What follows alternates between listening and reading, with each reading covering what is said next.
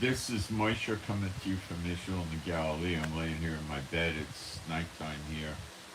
Some hours ago, the geniuses in Lebanon, calling themselves Hezbollah, launched a substantial attack with an Iranian heavy missile into the north of Israel and managed to land it into a Druze village. Druze, Druze. The Druze people live in Israel and are at great peace with Israel. They don't play terrorists and kill Israelis, and they keep to themselves. They're very peaceful. Some of them go in the military and they become very good in the military, and they're very faithful to Israel. No trouble. Well, these geniuses in Lebanon hit their village and they managed to kill 11 small children and wounded a bunch of other children with a large, heavy payload Iranian missile.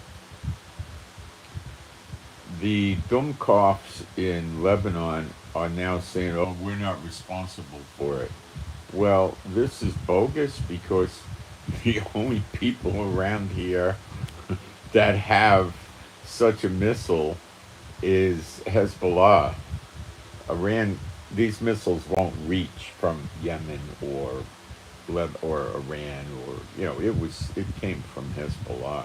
The sirens sounded, but since they were so close to Lebanon, there wasn't time to get into shelters.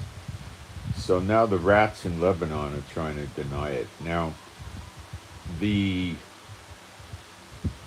got to understand that the Druze is a flavor or sect of Islam, Mohammedanism, or Muslims, whatever word you want to use.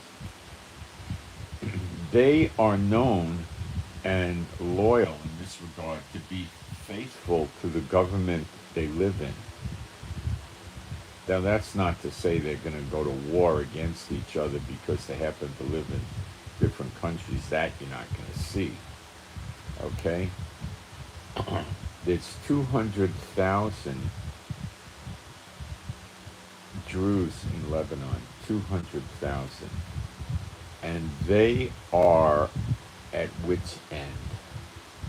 They want blood. They are not, they're saying stuff like, Druze blood is not cheap and stuff like this. And they can be as vicious as any other Muslim. And they are not going to let this go unpunished. However, neither is Israel, because Israel feels that we have a responsibility to protect them because they're basically loyal Israelis. They're not terrorists, okay? Period. Cut and dry. And Israel, well, what's going on? Netanyahu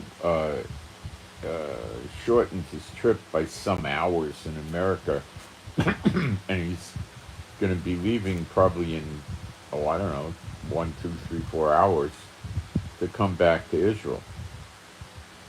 They're having the War Cabinet meeting, and they're trying to decide what kind of a response to do. It appears like we might hit Beirut. I don't know. There's going to be a massive retaliation, and it's going to probably look something, I'm guessing, probably look something like what we did in Yemen a week or so ago. But it's not going to be, just going out and, attacking the civilians in Lebanon. It's going to be some massive thing going to happen to Hezbollah. Okay? Massive. Now, these people may be able to get to Nasrallah. I doubt it, but maybe. They're not in Hezbollah. The Jews don't work with Hezbollah. They will support the legitimate government of the nation of Lebanon, not Hezbollah. So the jerks in Hezbollah are trying to deny it. They're scared. Big bad Hezbollah is getting scared now. So you never know what's going to happen in the latter days. You can't plan for these things. This could light the whole region up. The Americans, by, knee-jerk reaction, will probably, try to tell Israel to calm things down. Well, let me tell you what the Americans don't understand about the Middle East, and they don't. If Israel does do a superficial response like the Americans like to do, the Jews will go after the Hezbollah.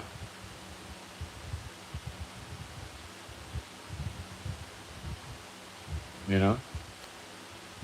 So the situation just greatly escalated. Now, what's Hezbollah going to do when we drop a massive retaliation on it? Rest assured, whatever the Americans are going to bellyache about, Israel's going to do a massive retaliation to Hezbollah. Something that maybe the leaders could imagine such a response, but the other 99.9% of the Hezbollah are not going to imagine what's going to happen to them. It may be tonight. It may not be tonight. I don't know. Netanyahu's not here. Let's think. Netanyahu will be here in the morning, probably mid-morning to late morning. He'll be back in Israel. He'll probably be getting briefed on the plane, dozing off, taking naps, and then he'll kick into gear when the plane lands. He's on the Israel Air Force One equivalent. So this could really not just light up Lebanon.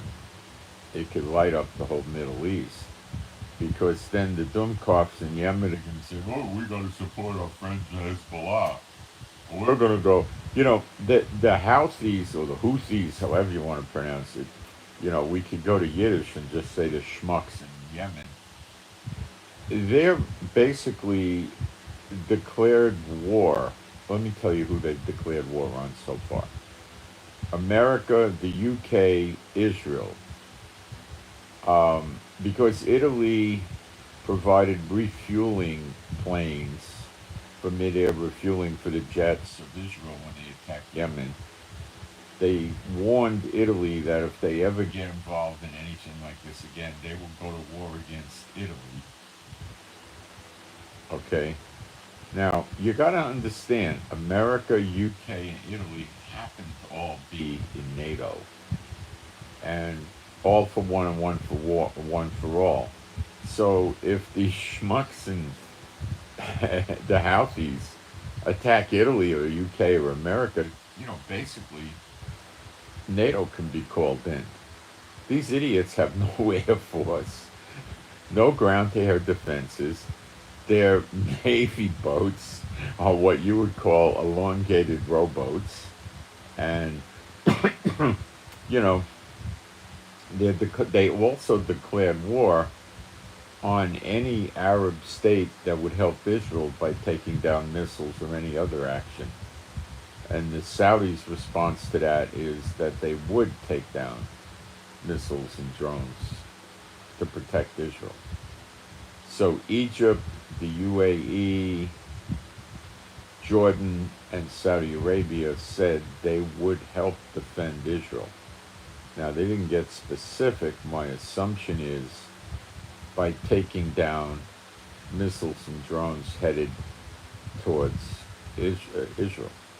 So these schmuckalupiches in Yemen are declaring war on Egypt, Jordan, Saudi Arabia, the UAE, Italy, the UK, the United States of America, and Israel. Do you understand what we're dealing with here in the Middle East? We're dealing with the criminally insane. Okay? They wear uniforms, they give themselves rank, and they're nothing more than the criminally insane. They, look who they were declaring war on. I mean, it's a joke. They had a war with Saudi Arabia some years ago. They couldn't win, and the Saudis couldn't win either. And they're declaring war on most of the Middle. I mean, you know what Egypt could do to them in a war? It would be like a steamroller rolling over them, you know? And, you know, so do I expect the Houthis in Yemen will get into the action if... Yeah, yeah. What about Iran? Gotta wait and see. Jeremiah 49 says that Elam is going to get it from her enemies, not Israel. I mean, Israel could be one of them, but it's enemies plural. Jeremiah 49. Elam consists of southwestern Iran, in the old days, southwestern Iran, parts of Iraq, and parts of Syria. So we know Iraq is a puppet state or a satellite of Iran, as is Syria. So it appears from my studies of the history books that Yemen is Edom, which we know from the Bible is going bye-bye. They're going down for the count. Moab appears to be in Jordan, and Ammon, which is in North Jordan, where the capital of Jordan is, makes friends with Israel and lives in peace with Israel and prospers. And that's where the capital of Jordan is. So that's a likely reason why we're not seeing Jordan get into the fight in the opposite. They're trying to help us. The government of Jordan runs Jordan, and they're in the area of Ammon. Ammon is the capital of the government. So that's a very, very good Bible prophecy deduction as to why they're not fighting against Israel. Now, there's a lot of people in Jordan that would like to kill us. Okay?